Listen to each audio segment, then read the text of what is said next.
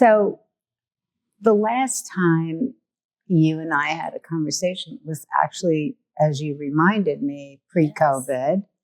And I find myself talking about you more often than you would think. And the reason I do is that there are so many people who are expressing different types of anxiety and fears and loss. Yes. And when the loss factor comes up, I think I know they need to see Barbara because somebody did this for me. And I think the idea of somebody who has this ability to connect through this thin veil that is between here and there is really an extraordinary blessing and help. And there you are. You appear. I'm available. You come right out of the LED wall. I know. I feel so at home here. I think afterwards I may just slip on back up there. Exactly. So you float away. It's so interesting because I consider that I have an agent up there. And they bring the people they want to speak to and they have information for.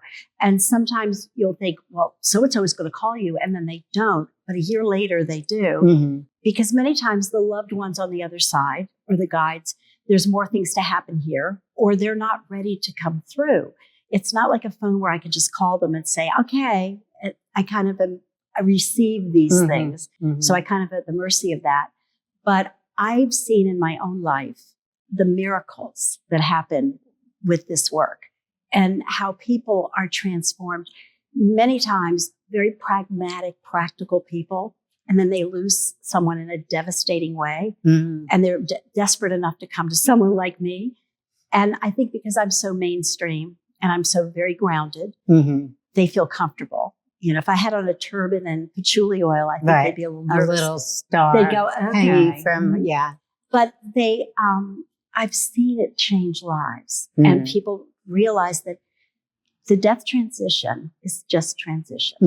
You don't kill a soul cannot be killed. And then as they open up, there's loved ones can start to come through to them, either through their dreams or, somebody's had a dream about your dad and he said this. So it does open up the portal for them to receive even more and start to realize there's more here than what we see. Well, one thing that I learned from you, and it's a great lesson, was to pay attention to everything, because what you may or may not think is just a simple, and for example, this weekend, there were friends at our house and there was this bird that just stayed around. It didn't fly away. It just kept hovering around, hanging around, and an extraordinary amount of time, but never, whatever we did, people could get up, come back. The bird was still kind of, and it was doing this rocking thing and hanging around.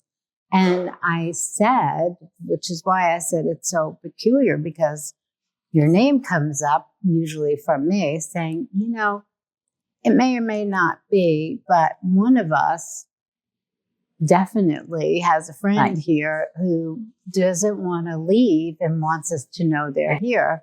And I guess one of us will realize in some way how that bird connected with them. Now, I didn't feel the bird connected with me, but I felt that that bird was definitely staying around much longer than I've ever seen any bird stay around. Butterflies, birds, there are things like that. There were butterflies too, by the way. Messengers.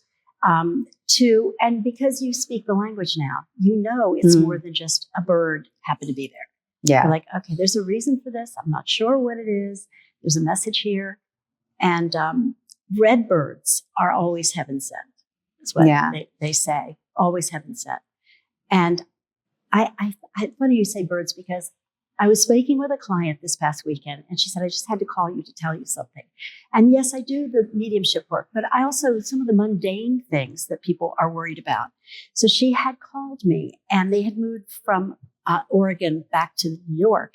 And she flew with the kids, and then her husband drove the car. Well, he had the pets. Well, he opened the back, and the bird flew out. The parrot flew out. Oh my God. Gone, just gone in Nebraska.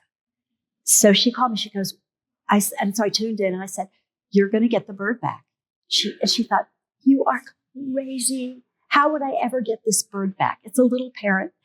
So her daughter went online and found out a veterinarian near there, called the veterinarian. The veterinarian said, you know, these people brought a bird in that had been, was being attacked by an eagle. I'll call them. It was the bird. Husband drove back out, got the bird, and now the bird's home. And she said, I thought you were crazy. I couldn't imagine how this could ever be, but the bird's home.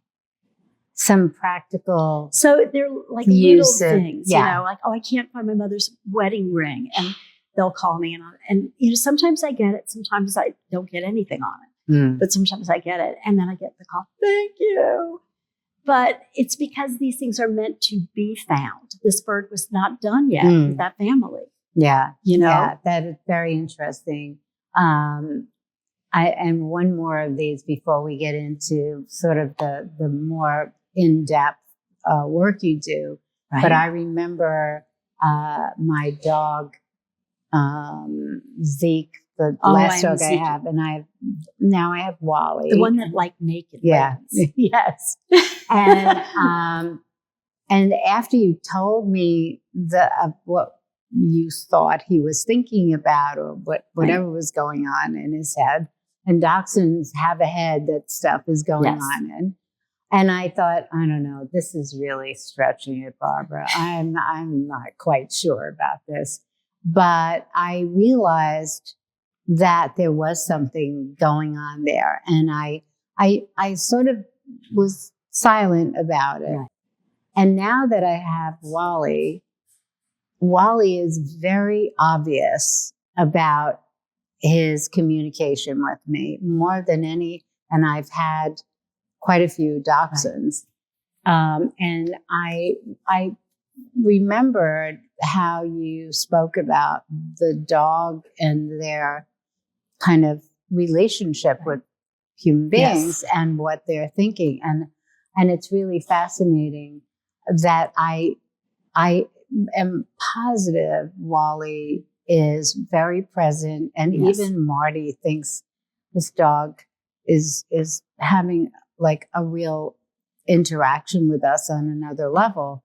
And Marty's the farthest from wanting to believe anything. Wally. Yeah, no, he didn't even want Wally, but he also would never even think that. But it's so obvious. Where your work really is incredibly helpful is when there's a loss, and it's shaking somebody's life, and I will use my brother as an example. So my brother and I were very close, and my brother had a troubled life of drugs and alcohol, and at a certain point in his life, he just wanted to be away from me. Right. And he came into some money. I think he sued the city or something for tripping or whatever. And he took that money and he left. And I didn't know where he was. I didn't know where he was going. I begged him not to. But he did. And then I knew I was going to hear about something and he was not good. And when he died, the detective that found him couldn't even find contact information. She had to go through the Army and all of that to get a contact. Finally, she did. And she told me, she said, would you like me to describe what we found? She did. And I spoke with you before that, and before I found out everything. Right. And you told me everything about where he lived, what was going on. You told me everything. And then the detective said the same thing. And I thought, this is really wild. But you told me more. You told me what he was thinking about, what his life was like, what he was thinking now that he passed. And I had ashes, and you also suggested that he probably would like them thrown either in the ocean so I didn't think I would ever be able to focus again after this. I didn't think I would be able to do my work or anything. Right. And the way you walked through how I should deal with it, just not as an instruction, but what he said for me to know, brought me to a place where once I threw his ashes and at sunset, the whole thing, right. As soon as that happened, I felt a wash of calm. And I don't know that I would have been able to do that as well without some help, guidance from the guides. So I think, first of all, what everybody would love to know is, well, how do you do that? Like, what the heck? And more about that kind of work you do. You know, I've done this for a long time, but I was sensitive and an empath before I ever even knew I could do any of this. And I developed it because it just felt right to do. It's not a career, it's just something, it's like a talent. You develop it. And so I realized I'm tremendously honored to do the work. And I always say, when people write, I always say, I'll be honored to read for you. Because it's an honor to work with spirit, to be chosen, and to have my guides be so clear to me. But they really do see us struggling, and they want to help. Part of your brother, I think part of his mission was to make it okay for you. And to make sure the words, his guides the words came through me that would comfort you. Because it's a universal truth. We all die. Mm-hmm. But there are those of us that are here that there were so many questions for you that you wouldn't be able to get answered by talking to him, even if he had lived. Yeah. And because he couldn't heal here, they took him home to heal there. And there's no stigma to that at all. And you can have as many lifetimes as you want and work on as much as you want, from what I understand. So I feel honored because I know that people are in pain. The good part is most of it has nothing to do with me. So I can let it come through, and people take it and they go and they're happy and whatever. And I've done a good thing. And then I go on with my life. Mm-hmm. Because sometimes in the beginning, I would carry the sadness because I've heard some incredibly difficult things. Right. And then there's some that are joyful. There are some joyful things.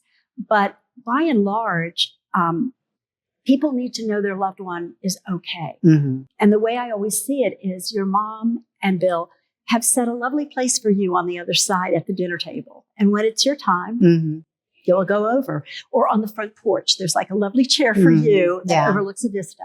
It continues. There's healing. There's closure. Because you had no closure to this. Yeah. And you couldn't work with him.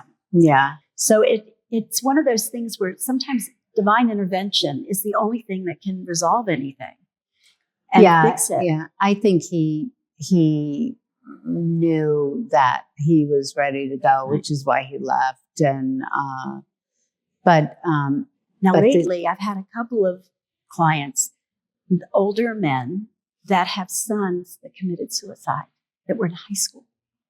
Yeah. And one was an fentanyl overdose, which was not necessarily intentional, but there aren't any accidents. No. And the other was miserable and a deliberate. He was a beautiful boy, captain of the football team. I mean, one of these like all-American kids. And yet no one could fix this pain in him. And he did it. And it destroys everyone else around. And many times these souls, they don't come down for the long run. Mm-hmm. You know, this is one of the first times in history where people lived to be in their 90s. Yeah. Yeah. Most of the time we come in, there was no word for menopause because no one lived long enough to go through it. Mm-hmm. I mean, it was just it's a different time. Right. But the pain of someone, and you realize, okay, their karma was their souls want them to wake up on the earth plane and see that there's more. So it took some kind of loss like that.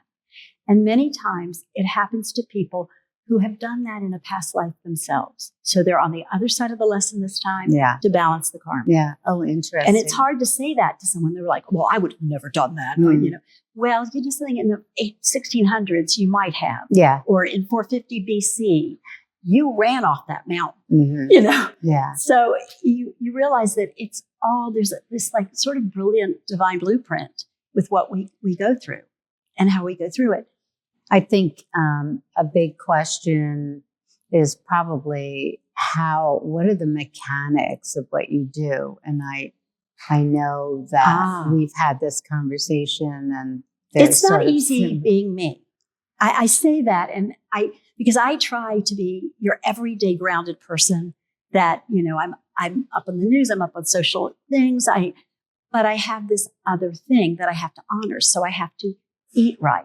And I have to be able to be peaceful, and I have to be calm. And I don't drink. I don't do drugs. I do all the things to keep my body strong, because what I do is there's a lot of light that comes through. You notice I'm very white in the front, and spirit, all that psychics get very white because all that light's coming through the top of my head all the time and wishing out. But I have to keep myself to a certain standard to be able to be strong enough to do the work and to be able to handle it. Mm-hmm. And the most miraculous part of it is I can be having a day of doubt and fear and trepidation, and I tune in and it all goes away. All that noise goes away. And even though there are days where I'll go, what if it doesn't happen like that today? Yeah. But it does. Yeah. It does. And it tunes me. So I kind of have to do this. I don't think there's a retirement plan for psychics. No. I think we just hang in, and then we go to the light. But I see now more than ever, there's a lot more people doing the work, which thrills me. There are people reaching, because if you define yourself by what's out there, you will never, ever, you'll be miserable. Yeah. You have to look up and talk to God, Goddess, whatever higher force you believe in. And you have to look in your heart and your authenticity. You have to follow your truth. So when you're with someone and you explain what happened. So somebody comes to see you. Well, what I do is when I set the appointment, I get their full birth name and full birth date, because there's a lot of Mary Joneses out there. So, so I make sure that I tune in to the right person. So I spend about an hour before the reading getting the space ready, lighting candles, getting, into the vibe and tuning to that soul. So when they will come in, and sometimes their guides come ahead of them. I'll see them milling around the apartment, looking at my stuff, thinking to make sure I'm not a psycho or some crazy person. And the table doesn't levitate. There's no crazy thing like that. And they come in, and I had this brother and sister one time, and I'd never had this happen before. There was nobody there. So we were talking for a minute or two. Then all of a sudden, this woman popped in, and I said, "Was your mother always late?" And they said, "Yes." And I went, "As above, as below." Funny. Yeah. And so, because it never has failed me, they're always there, because I know it's the work I'm doing for spirit. Yeah. So, so I get myself to a certain frequency, because the higher I vibrate, they have to vibrate low and I have to vibrate high to match, to meet on that level. But I work with the angelic realm, and I don't see bad things. I mean, spirit sees things as challenges, but I don't scare anybody. Nobody leaves feeling lousy. And they said to me once, "You're a healer. You're a psychic and a medium, but you're a healer. And the reason your readings are powerful is because it's not like, oh, Aunt Tessie left her pearls under the sink. It's so much more psychological, so much more healing on a soul level." Yeah. So that's why, but I have to keep myself at a certain level. And if I don't, I better get up there real quick when I have to work. Yeah. And so if your frequency is going high and theirs is going low to kind of Connect match, us. what type of symbolism do you connect to, or what's the communication? Well, I do pray a lot.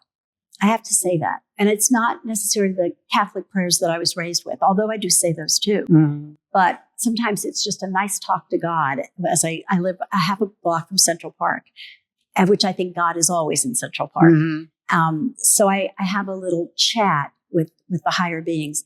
But I do a series of prayers and chants and tuning in. You'll see me bless the space, because when you channel, spirits can say they're from anywhere. If it's not here, I have what we call a doorkeeper, which means my angels do not let them mess with me.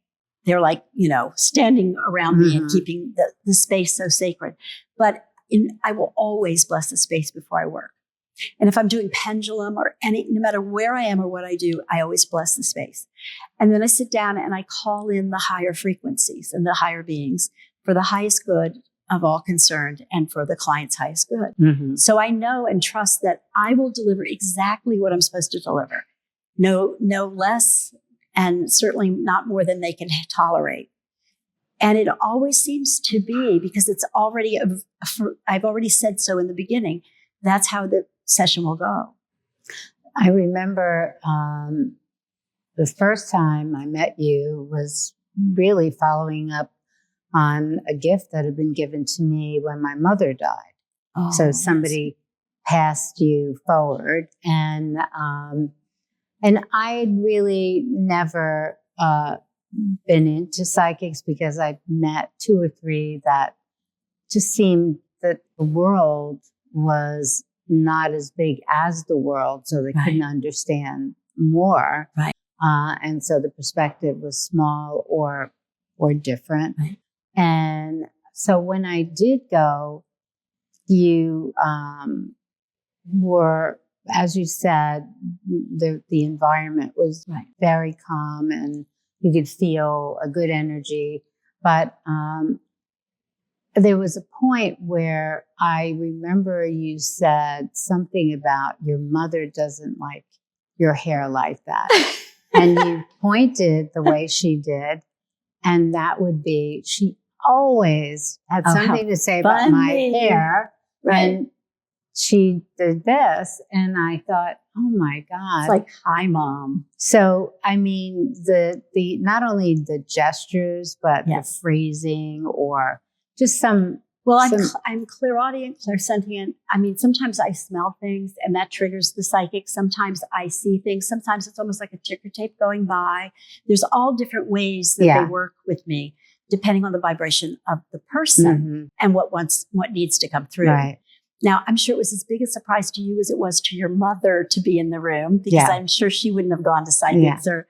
She probably would have. Or she probably was the first one in the room before. But the healing of that to just to be able to know there's something so specific. And I'm blessed. I get a lot of specifics. I don't take any credit. It's my spirit guides. It's the angels. It's an extraordinary amount of specifics. And that's what I tell people, is that it could be the littlest thing, but it is so unique that when you say it, you think the person will say, oh, okay, I'm in a safe place. This feels She's tuned to the right channel. Yeah.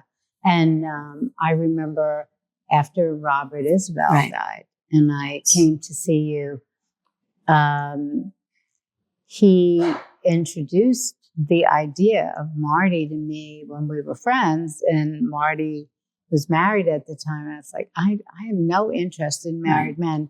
And he said, this is the guy for you. And then he died. And he did not introduce me to Marty, our while joint, he was here. But while he was here. But our mutual friend introduced me to Marty. Aww. And the interesting thing is, when I saw you, he explained to me that he, in fact, had something to do with that introduction Okay. because it was a friend of both of ours. So that was very interesting too, that the continuation of our conversation while he was here to after he passed was like, this is what happened. So it's visiting you is this interesting exploration into the here and the hereafter. It really is quite extraordinary. Miracles that have happened in that apartment. Yeah. And the people that have sat on my couch that I would never meet in a million years. Right. Royalty and celebrities and we're all the same. Yeah. We're all just muddling along this lifetime. We're doing the job or the acting role that we came down here to do. And so I'm not starstruck, but the things that come through, if I remember, I don't always remember. Yeah. But if I remember, and many times if I'm struggling with something, I'll get a client who they give the messages to that's the same thing. And I get the message and I get the lesson from it. I was raised in a very Catholic family, but my father was a military officer and very straight-laced. So when I was saying I was doing readings, he had no idea what I was talking about, I think. But we had a strong box at the house. I don't think I've ever told you this story. There was this, they called him a strong box back then. And it was my grandmother and grandfather's. And I said, well, they put their special papers. I said, well, what's in there? My father said, we don't know. I said, what do you mean you don't know? He said, well, when your grandfather died in 1986, the key went with him. We don't know where it is. We've looked and looked forever. I went, really? And I kind of tuned in and I asked them, and they said, walk across the room. I walked across the room. There was a high boy, those high boy dressers. I pulled out, I went way back in there and I pulled a little string and out came a key. No. And I walked over and I opened it. No. And so the colonel said, how'd you do that? How did you do that? I go, that's why they pay me the big bucks, Dad. This is what I do. That is so funny. Because for someone like that, because I had given him the book, Many Lives, Many Masters, I was trying for him to understand a little bit better. It's a big ask, Barbara. It is huge. But But I'm so grateful I had such grounded, down-to-earth people. Yeah. It's made a difference because I have to hold myself. I can't go floating off into this. Yeah. I have to kind of stay centered to do the work.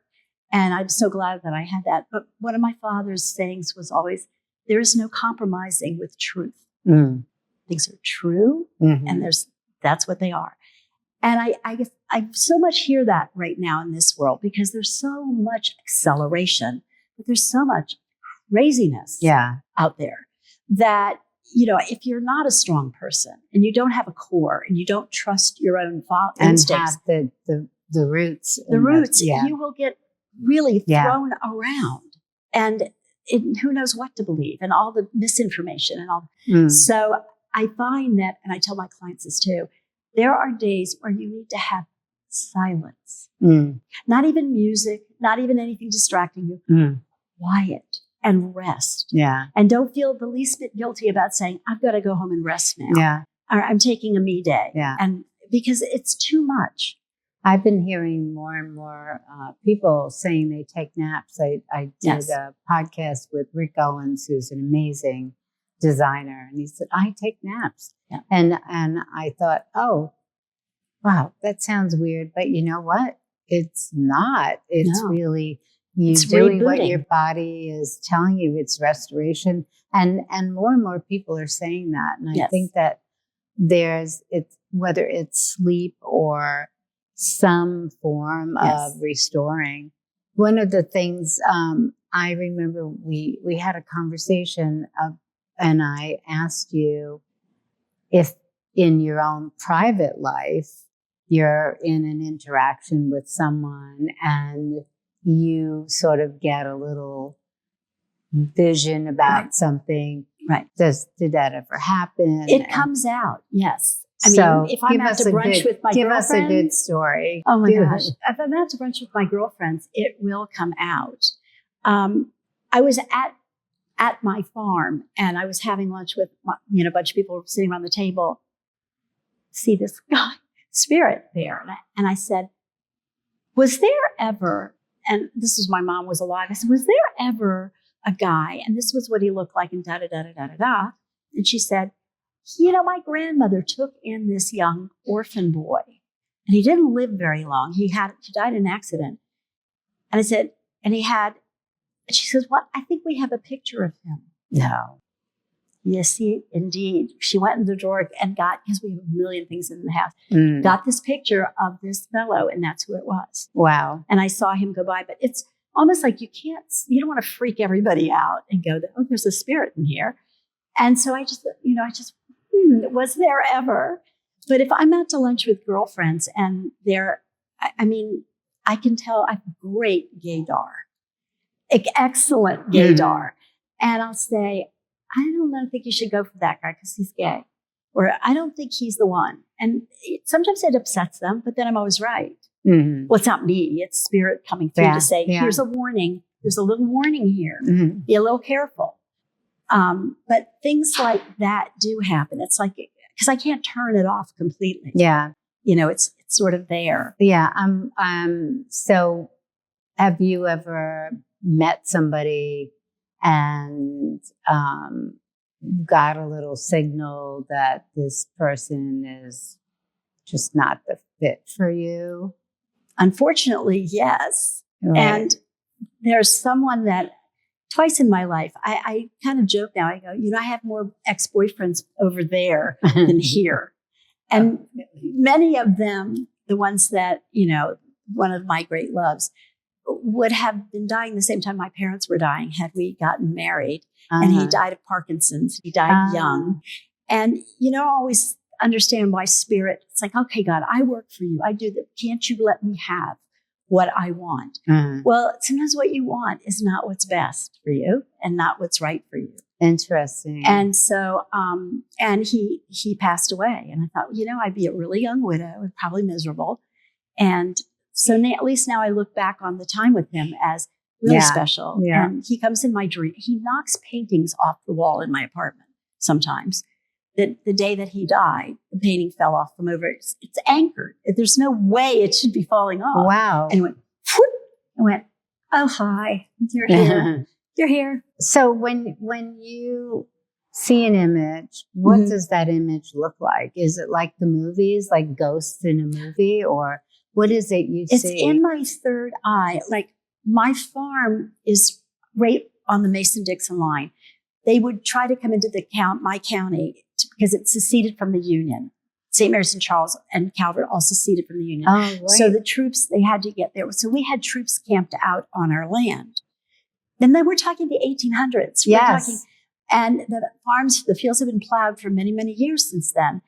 But I'll see sometimes a Civil War soldier in the front walking the yard. And does it? And I found musket balls. Yeah. And does this soldier look like a real person, or is it an image, or more like a holograph? Yeah. I would say more like a holograph, and no one else can see him. But I see that one. Oh, this is another story.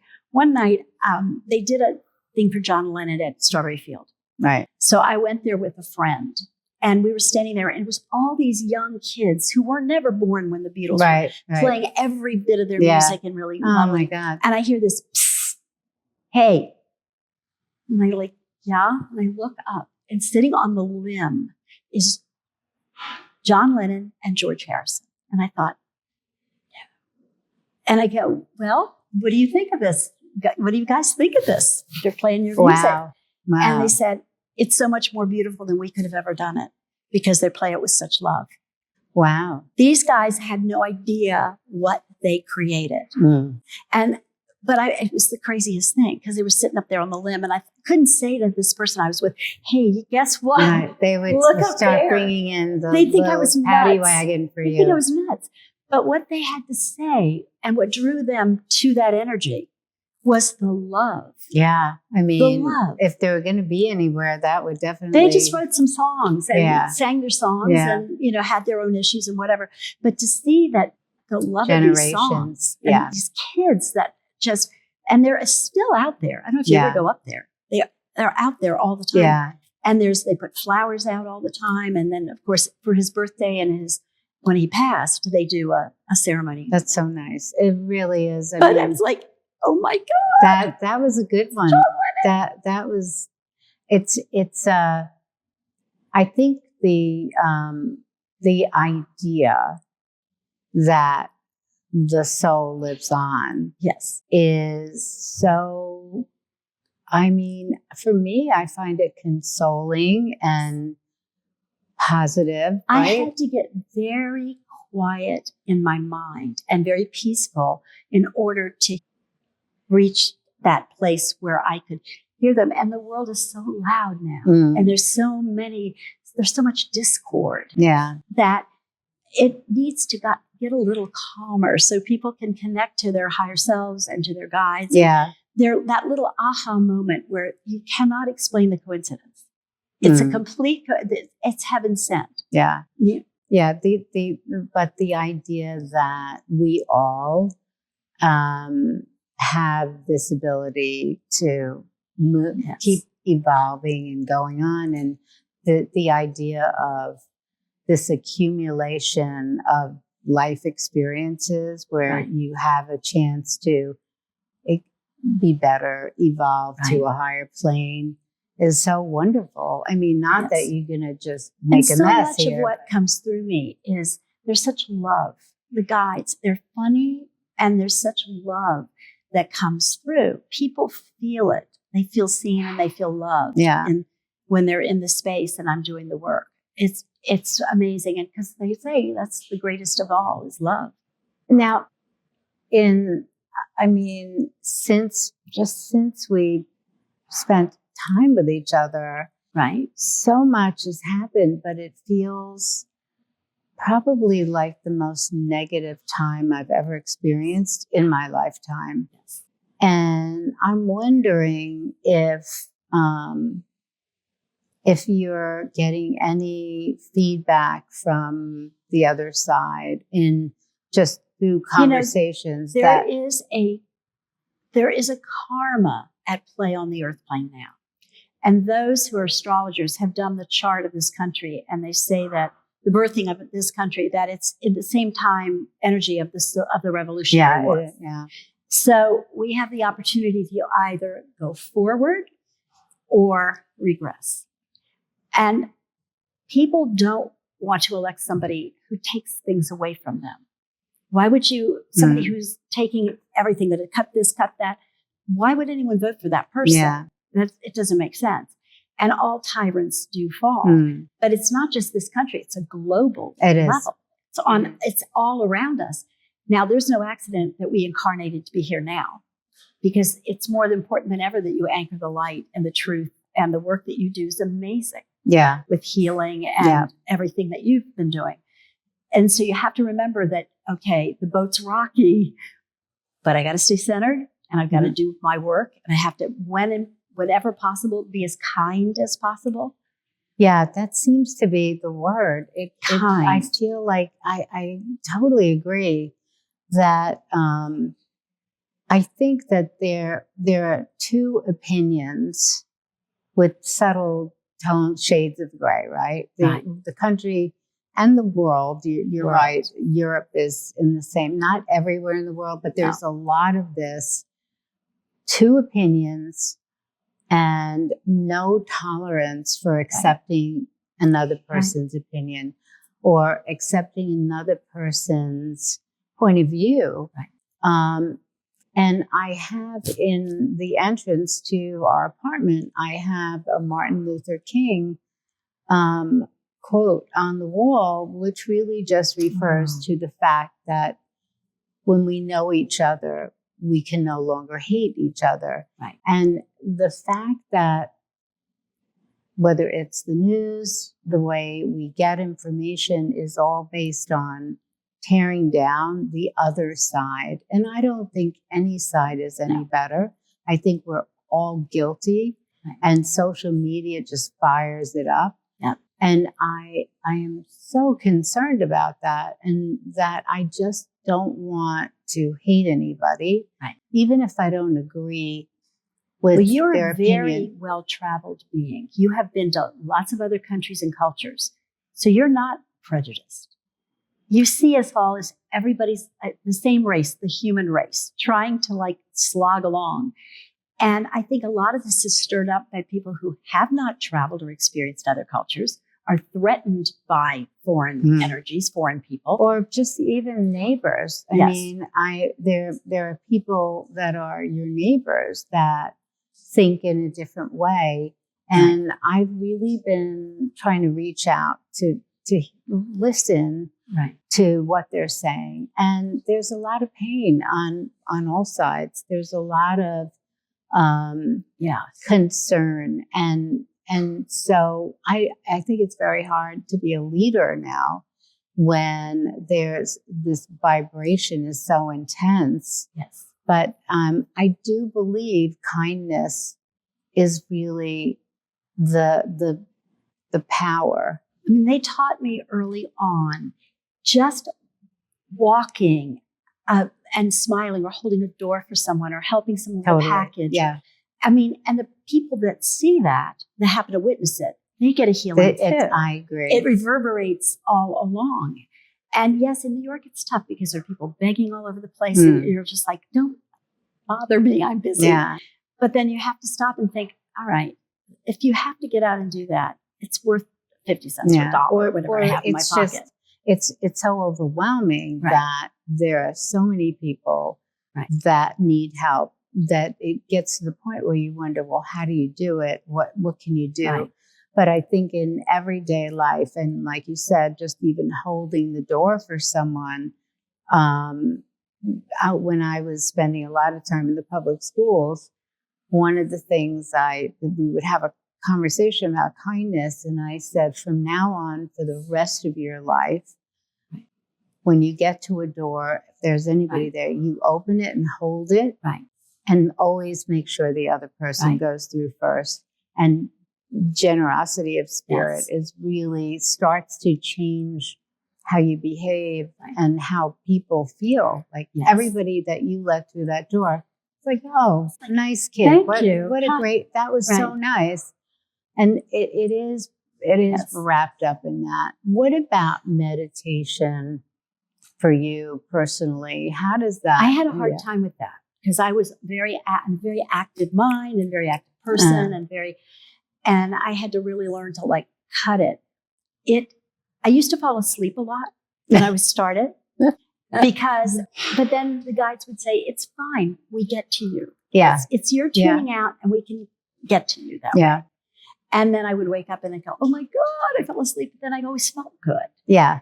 So I think, it's not about an hour a day. It's about, you can do it so quickly. Yeah. It can be 5 minutes. It can be 3 minutes. No, absolutely. It's realigning and tuning to that higher frequency, remembering who you are. Yeah.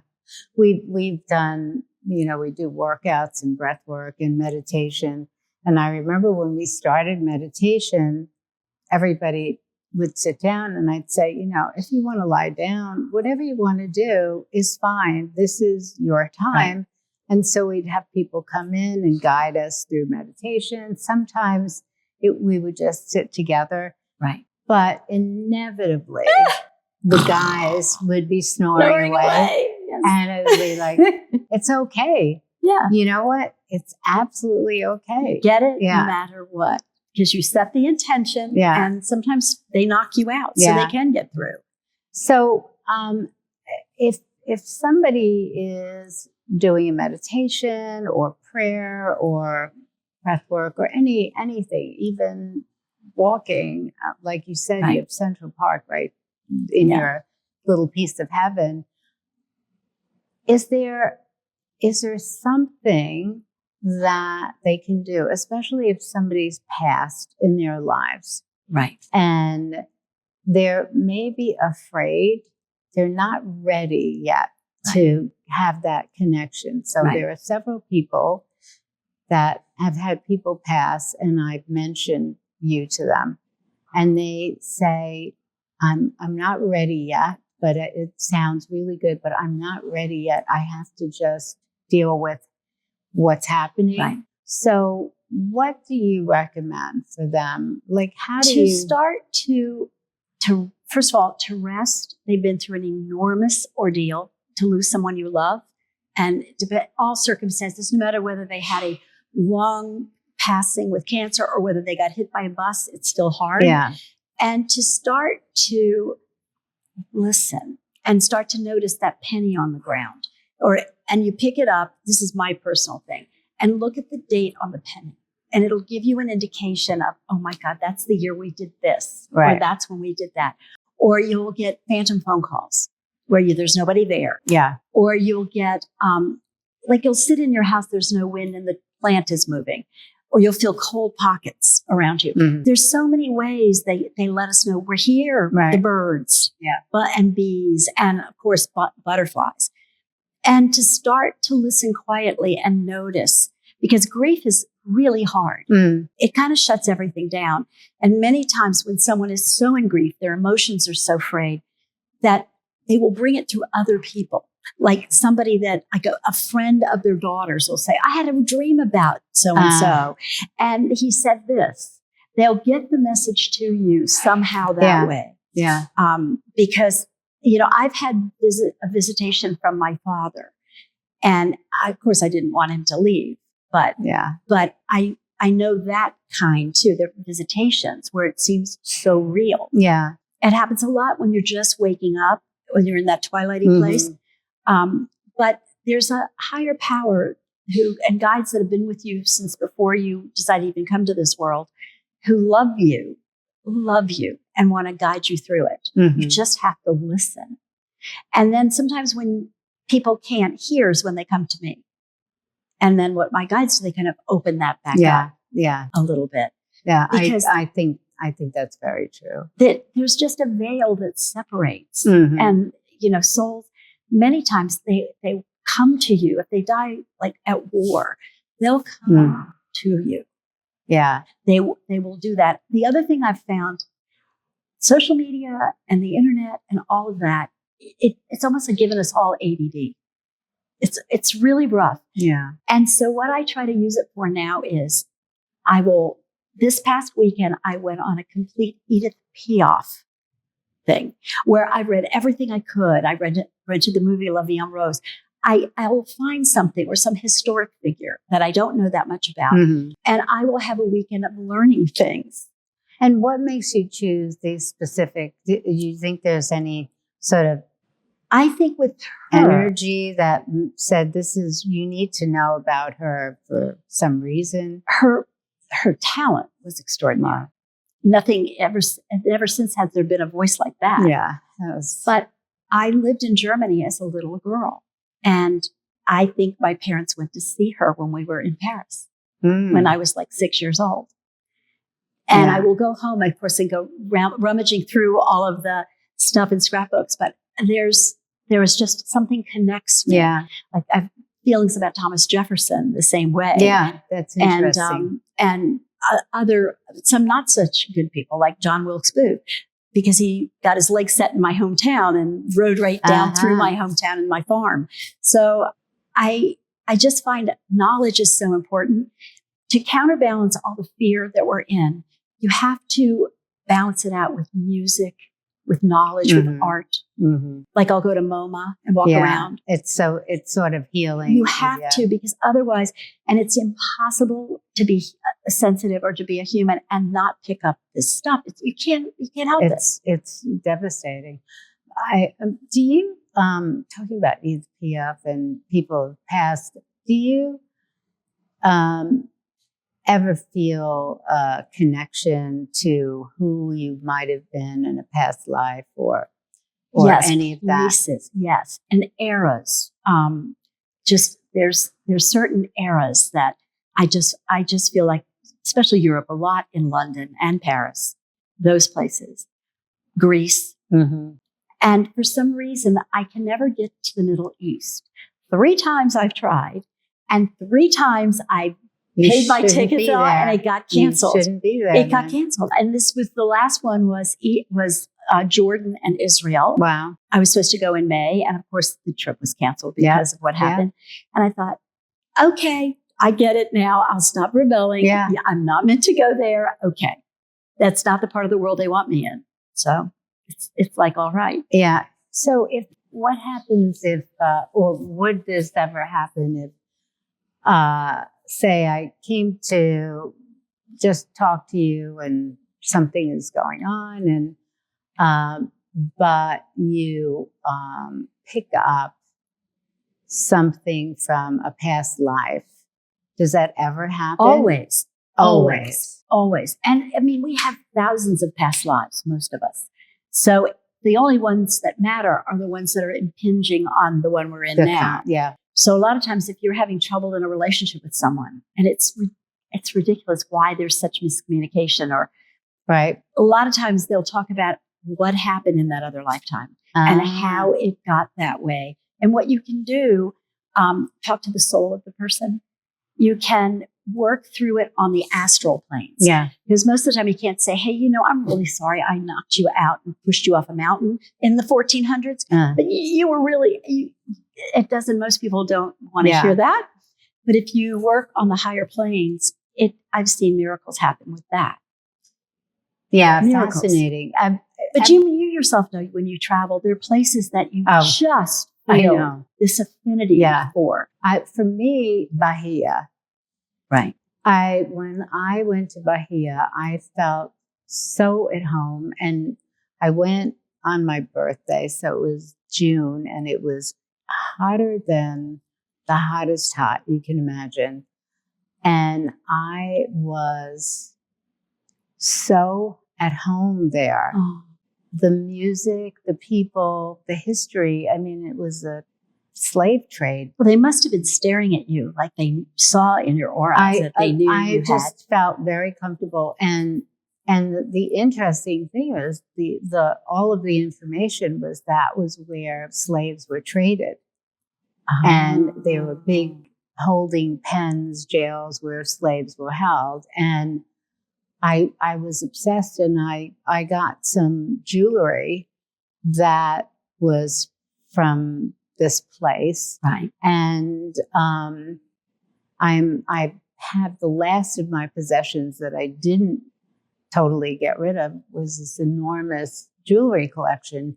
And I'm seeing all this jewelry from Bahia. And I don't wear jewelry anymore, but every piece I have is really something I collected with a lot of love. And I look at that jewelry, and I get that energy from Bahia, and I know I'm going to be going back there. I know I'm going to be going back. It will call you back. Oh, totally. Well, whenever you go to a place like that, it activates the consciousness you had when you were there. So that's why like portals open, and you just have a different feeling, and you're transformed by the time you get back to the normal life you lead. Yeah. Something has opened. A portal has opened. Yeah. I went with one of my best friends to Greece, and we went to Delphi, where the oracles were. Mm-hmm. And I kept saying to her, I had a dream. I said, who's Theseus? Of course, we looked it up, and he was the king of Athens who used to go to the oracles at Delphi. Mm-hmm. And apparently I was one of his favorite oracles at Delphi. But we got there, and it was like the middle of the week, and it was hot, of course. I had this long white, schmata on, this dress. And all of a sudden, the guy that worked there said, you look like Sybil, the first oracle. And my friend who's with me goes, she is an oracle. That's crazy. And the whole trip, I had a dream about, I said, what's Patmos? And she said, guess we're going to Patmos. So off we went. That's where St. John the Divine wrote the book of Revelation. Wow. But Delphi really, I clicked with. And I go back sometimes in my mind to Delphi. Mm-hmm. So I know I was there. I know I took part in that. Yeah, there are places where people feel very attracted, and then there are others that you just get the reverse. And Mexico, for me, every time I've ever gone, I've had a bad experience, like really bad, where they take my passport and I'm like a whole like crazy stuff. And I was like, I just don't think I should go back there. And, I can't imagine that. Why Mexico of all places? Well, it was very, very powerful. they have pyramids down there and Chichen Itza and all that. Yeah. So something's there. Heaven's for me saying to go to. better places to go. Yeah. So in your experience, do you find people are more open to the conversation of what you do than maybe in the past? Yes. Yeah. But I don't tell everybody what I do. I mean, I keep a very low profile. Like it's almost like a club. If you know. Yeah. And we'll talk about it. And I'd say all of my friends are spiritual. If you're not spiritual and you don't believe any of this, well, I think whoever's watching this now probably will have an open mind to it. So yes, I think that would be, but I think just in general, for quite some time, I would say in the last 10 years for sure. Yes. There's more open conversation where it's a normal conversation, not, those kooky people, And no one has ever said that about me. No. Only because I'm so different. I'm not new agey. Yeah. No, and the way you look too, it's just like so out of character that when people get to see you when they're like, I'll say, you must meet Barbara.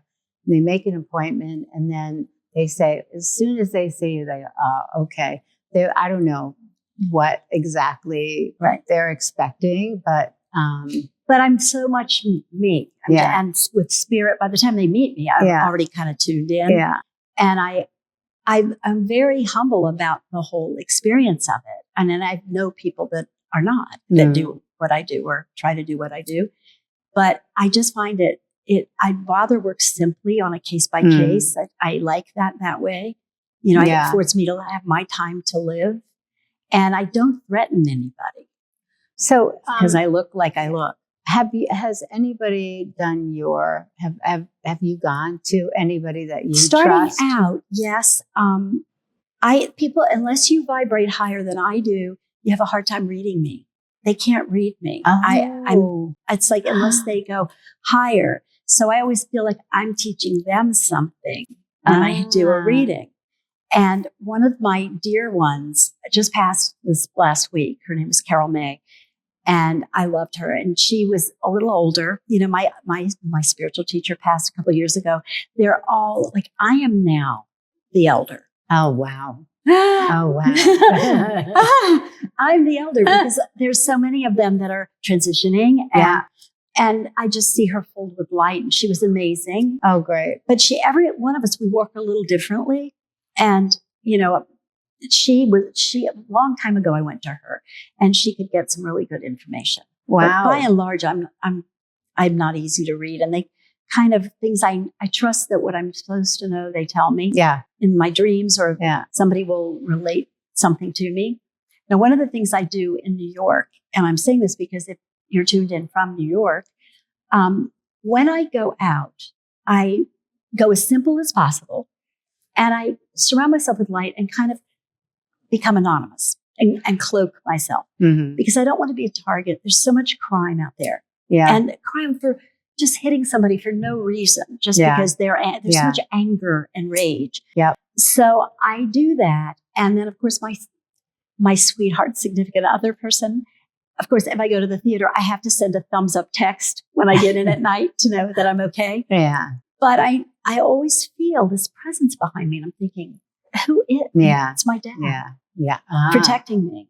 You know how we have the street sense living in New York? Yes. And you kind of know. And I said, well, I was here. I explained to him, I was here in the 80s and 90s. And I mean, he said, and you could run then, Barbara. Yeah. Your knees are not so good. You could run then. And I'm like, yeah.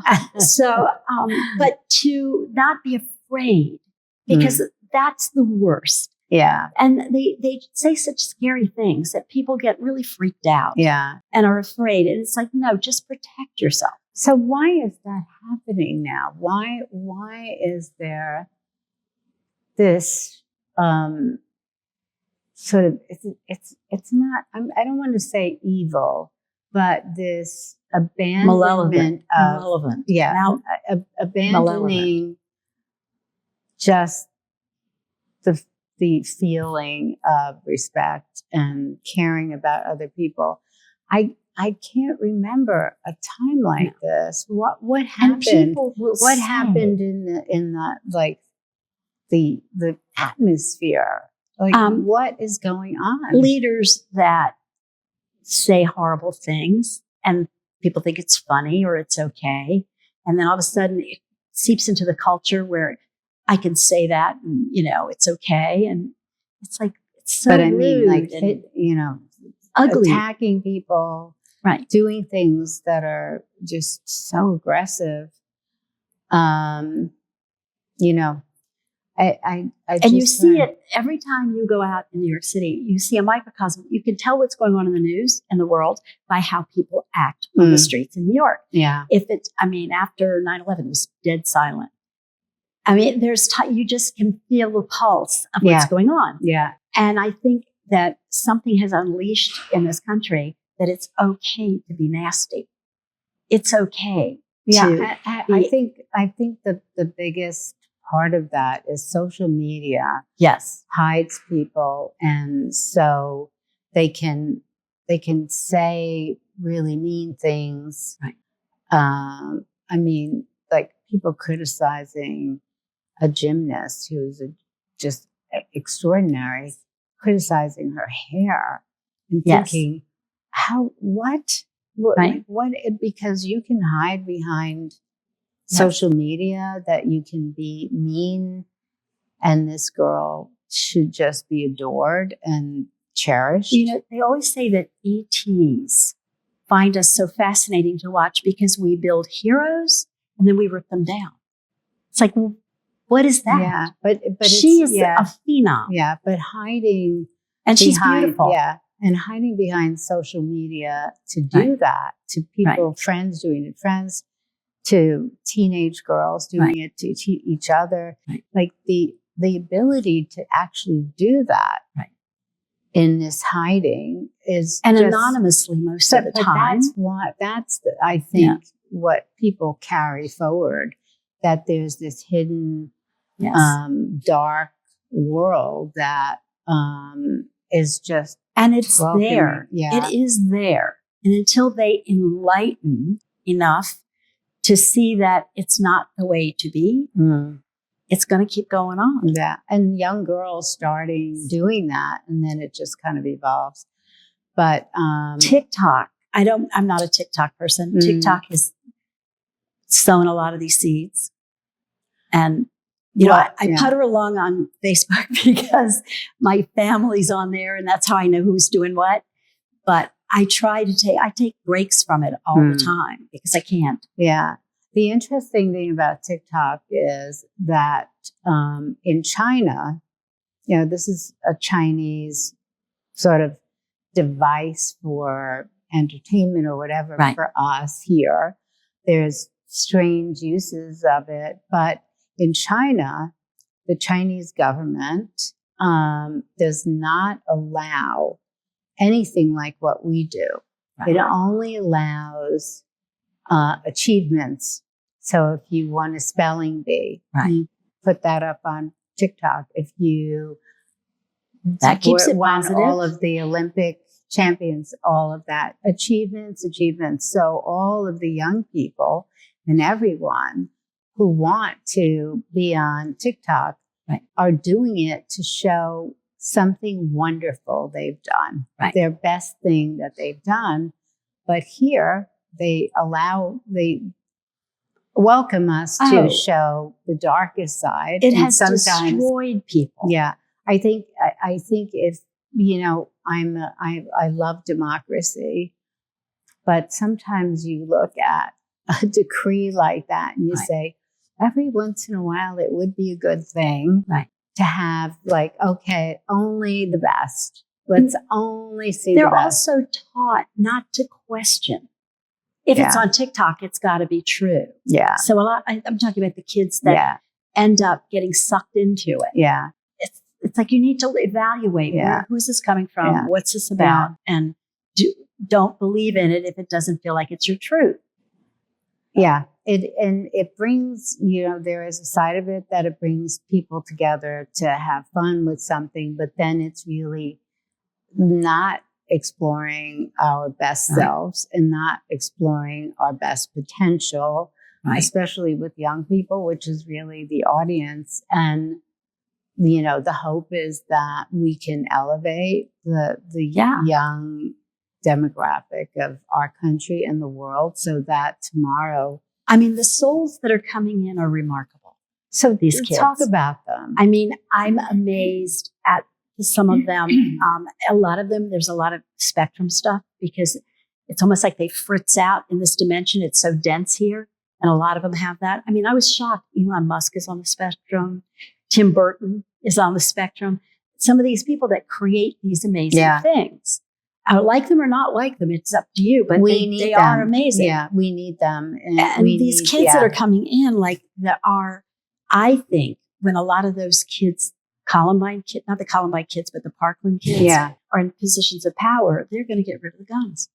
They're going to get rid of the big old monster, war guns. Yeah, I agree. I do feel positive about the generations that are coming, but I really feel the tomorrow will force us to evaluate democracy, and it's coming. And like you said, this is really reflecting the same time as the Revolutionary War. And we're here to experience it. I mean, quantum physics says that everything is constantly in motion. So nothing can stay stagnant. The country has to grow. It has to go in a different direction or the same direction, but it has to do something. Yeah. And I think we're having that time now. And it's contentious. Yeah. And people are, I try not to talk about politics. My Southern mother would never approve of religion, politics, and I should always have my white gloves on. Yeah. But you can't help it. It's all that you hear. Yeah. It's all that's on the news. I feel like we're not hearing news anymore. We're just hearing propaganda from everywhere. Like what is true? What is what has an agenda? Everything has an agenda, right? Yes. So it's painful, but I think abstinence seems to be the safest thing when it just gets to be too much. Nature, Nature. going out and sitting on a patch of grass and against a tree, something that's real, something that's so true. Because we live in this, I'm looking around, this is a beautiful space, but it's concrete. Mm-hmm. And we're living in this world where computers and all of that, you've got to counterbalance because otherwise you will lose your soul. And that we don't want to do. And I think, and like you said, whether it's silence or music or creative art or things that enlighten really are so important, because the other stuff, it can't be trusted. No. It just, you can't trust anything you hear. And I found lately you have to catch yourself, because you'll have something on and you'll be milling around. You have it on, and then all of a sudden you're like, and I'm like, why am I watching this? And it's like, this is ridiculous. And you're like disgusted, and you think, well, if I wait another 10 minutes, I'm going to be more disgusted about the next story. And then it's another headline, and it just becomes one headline after another. And I remember when hearing the news from sources that felt like trusted sources. Walter Cronkite. Exactly. Nobody will probably know who we're talking about. But it was so great. And you felt, and you also felt Gandhi, Martin Luther King, JFK were all alive. I'm older than you are. And I would watch that and hear stories about them. And there were only 2 or 3 channels at the time. And before we went to school, we would hear these stories. And hear about these great people and what they were doing and the energy in the country. It was a young, vital country who had a big tomorrow. Yes. And just as Kennedy came in, that what he represented, youth, tomorrow, young, brilliant, but then charming. having someone like Martin Luther King, who had no hate in his soul, none, and Gandhi's just balance, and there's a purity of the messages and all of that. I thank my lucky stars to have that memory of how it could be. Yes. And I literally hold on to that. The world was so different, but it planted seeds in us. And I remember how my grandparents would talk about things, and my dad would talk, my mother and father would talk, and my father's friends. And they had service. They were, what can we do to make this world better? Yeah. How can we contribute to do this? Help each other. And help each other. Everybody helped everybody else. Absolutely. Yeah. I mean, when my father passed, people came up to me at the funeral and said, do you know what your father did? Yeah. My wife, I couldn't work. My wife was, I had to go work, and she couldn't leave me. And your dad sat with me every day for 2 weeks. Yeah. So she could go to work. Yeah. I mean, that kind of thing where you just go selfless and service and just plain good. Plain good. Yeah. So if you in some way had got a message or just got some vibration or information, and this is really out of the box crazy, but not. But I'm just trying to see crazier than the Beatles sitting in a tree. Yeah, sitting in the tree looking down at me. But for instance, say you've had some clients, and it's maybe months later or something like that, and the country is looking for somebody to be president or to do something or and you get a message about this, and this message is that one of these clients is the person that should do that, and that they should be encouraged. Right. So now you have this information. They didn't call you to make an appointment. Right. And you're kind of battling with this. What do you do? What I would do is I would probably say, I would call them, or I would guess text, but probably call, because my voice is more persuasive, and say, the funniest thing, I had a dream about you.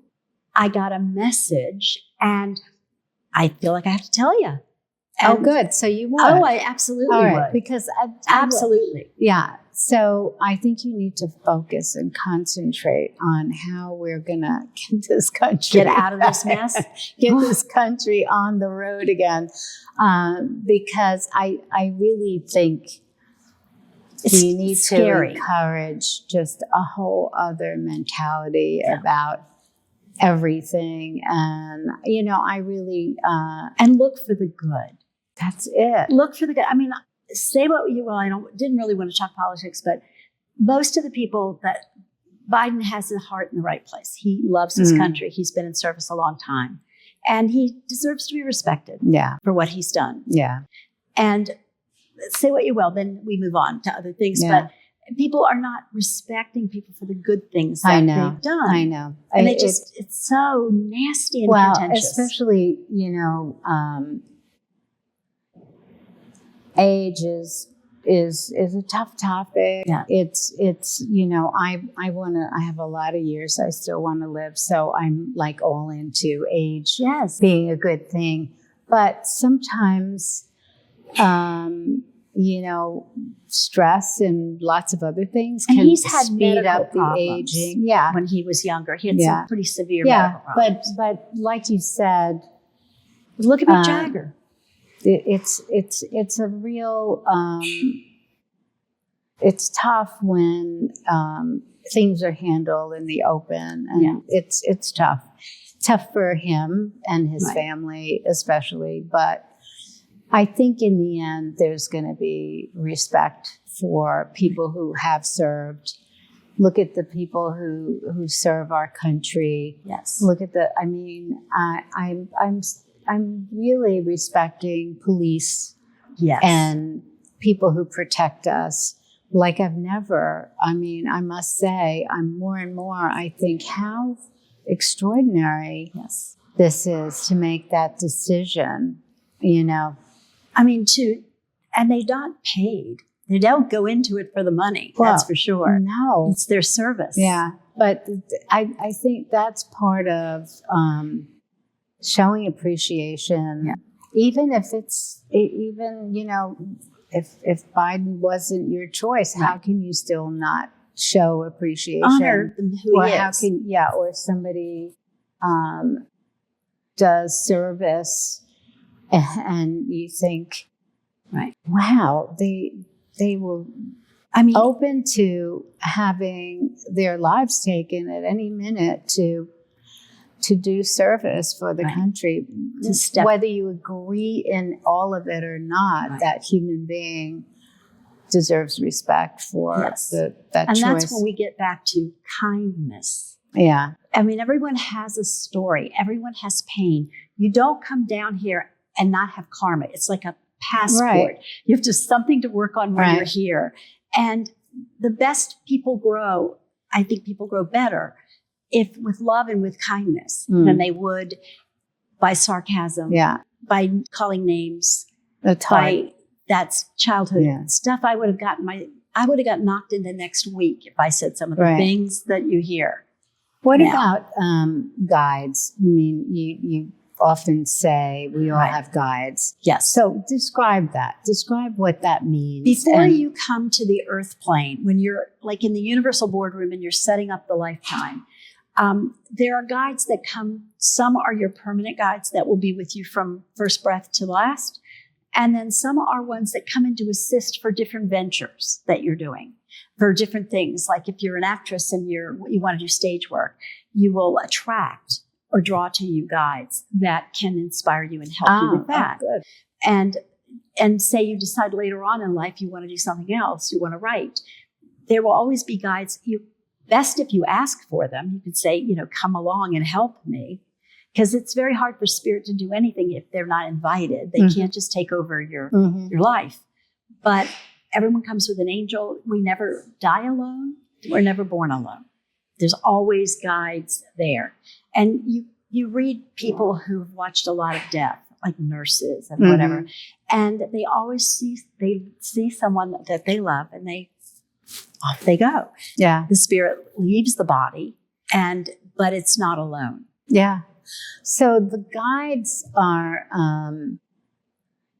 they guides? Well, are the guides maybe somebody that you were with in a previous A lot of times you have mastered. Some of them, yes. And people, sometimes the ones that you loved in this lifetime will kind of guide you along and be part of your life because they didn't get a chance to finish with you. But many of them are your soul teachers. There's something called the Akashic Records that has every thought, every lifetime of every human that's ever walked the earth, every soul. And so it's almost like you sit there and you go, okay, maybe this lifetime I'm going to do this. And a lot of times we come with the same favorite people that, our characters that we go in and out with. But there's always a master teacher and a higher guide and an angel and protectors. I work with the angelic realm. From the time I was a child, I loved angels. I always loved angels. And everyone said, oh, she looks like an angel. And I'm like, my mother goes, yeah, well, you should know her. But we have these beings that, and I see them a lot, especially the archangels like Metatron and Gabriel, Raphael, Uriel, and Michael, Archangel Michael. Michael's very close to the earth plane. Oh, really? But you see this like enormous, beautiful, metallic colored wingspan on these beings that protect, that are there. But there are others that I'm sure that they're more connected to old masters, or old souls, or like old Greek gods, or Egyptian, like Osiris and Isis and all. So I just feel like there's this hierarchy that are here to protect us, help us make sure we get our mission done. That's the problem. This dimension is all like a one-room schoolhouse. You have younger souls, newer souls that are doing things that we all probably did as new souls. Yet there are those that are very evolved trying to move this along a little bit. So that's why you go, that's still going on. Murdering each other, doing this. Well, until everyone has learned their lessons, it will always be a place somewhere for it to happen. Right. There'll always be wars somewhere until every soul has had a chance to go through it. Interesting. It's almost like the universal truth of what we do here. And if we think, like looking at this is so remarkable, we are not the only galaxy. We are not the only solar system. We're not the only form of life. Yeah. It's so much more vast than we even know here. It's true. I was going to ask about these other dimensions and how we're talking more and more about leaving the planet, going somewhere else. And it's almost an intuitive kind of thought process because it seems sometimes dangerous here on every level. Yes. And where do we go? What do we do? And the resources that we are using up. Yeah. It may not be able to sustain life after a certain point if we don't reverse it now. Yeah. But I'm sure this has happened before to other planets, which is why they'll see them. Or maybe even here. I mean, or here. It's incredible. I think the spirit or what we come here with and what we leave with, really in the end is the ultimate guide, right? And so I have one last question is, do you think that what you do and the experience that you exchange with people and this other dimension, do you think it's in contrast or conflict to religion, or do you think it's part of that? Probably. Because religion is a sort of structured thing that you believe this to this, and that's what you believe because that's what your truth's going to be. Right. And religion is pretty much created by man.